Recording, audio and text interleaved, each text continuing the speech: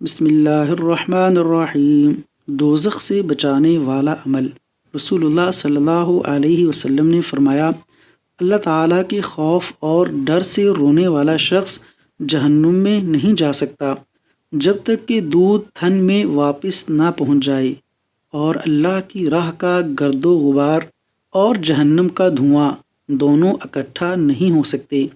جامع ترمذی، حدیث نمبر 2311۔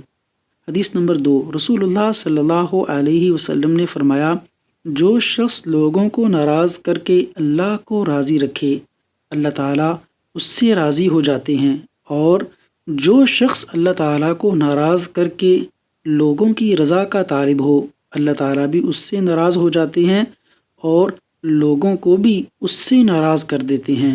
جامع ترمذی، حدیث نمبر 2414۔ اللہ تبارک و تعالیٰ ہمیں نیک اعمال کرنے کی توفیق عطا فرمائے، آمین۔